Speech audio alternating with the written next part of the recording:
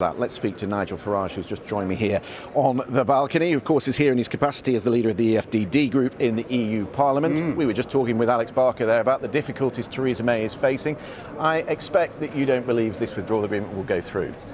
Well, if you look at 90 Tory MPs saying they won't vote for it, even if you whittle that down by half and you add the DUP, it looks impossible. But you know, this is politics.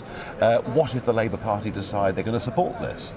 And in doing so, effectively split the Conservative Party. So it's still not impossible that it goes through, but I very much hope that it doesn't go through.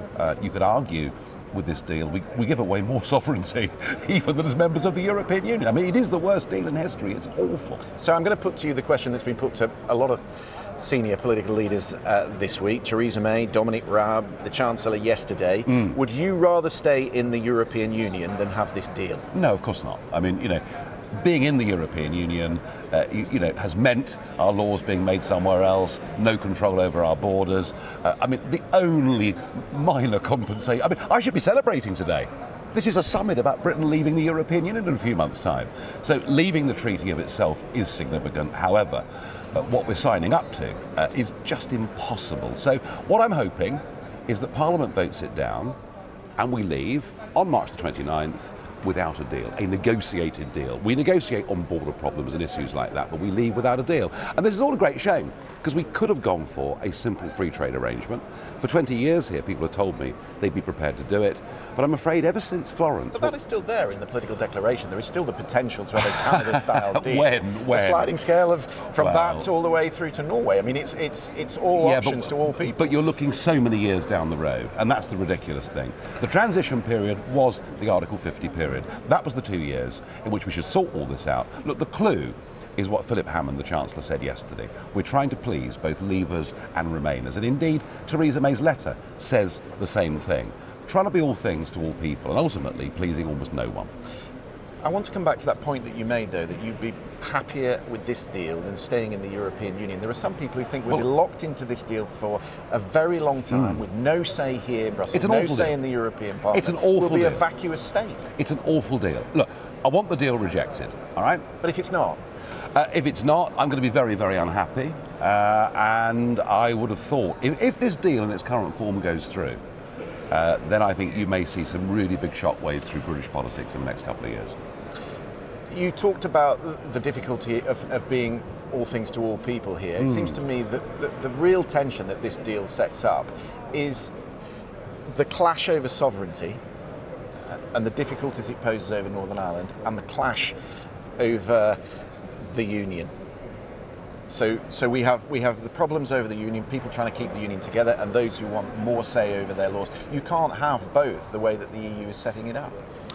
No, it is a mess, and very difficult to see where we go. I mean, Northern Ireland gets weakened within the UK with this deal. Even perhaps Gibraltar and our relationship there is further under challenge given concessions that are made overnight. You know, whichever way you look at this, the British government has given in to virtually every demand that Monsieur Barnier has made, and into the bargain this deal is probably going to cost us nearly 60 billion sterling. So let's vote this deal down in Parliament, which I still believe will happen, and let's leave on March the 29th on WTO terms. That's the only way forward now. We read in the morning newspapers that there are 4 or 5 Remain ministers within the cabinet who want to stop the no deal. Amber Rudd, of course, is one of them on the record as saying there is no majority in the Parliament for no deal. How do you think they would be able to stop that? Because there's all sorts of speculation as to how that might happen. In terms of legislation, there is an EU Withdrawal Act. It's gone through.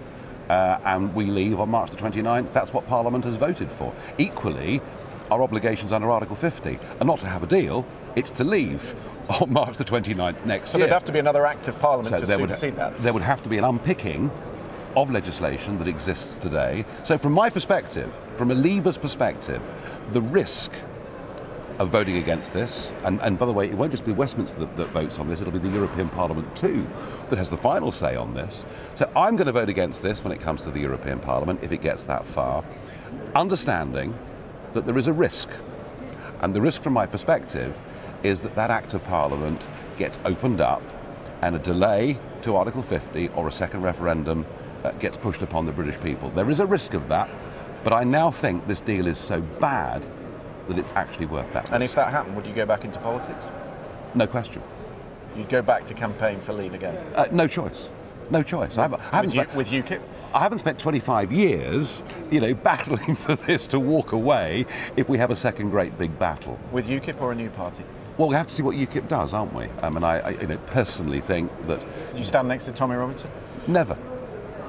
No, this is ridiculous. I mean, look, UKIP was a party that talked about tough issues that other people did not want to talk about, but I made sure that nobody could even join the party as a member if they had sort of BNP, EDL type links, and I did that because I wanted to talk about things without the mud of racism sticking to us, and people threw it, but it didn't stick because it wasn't true.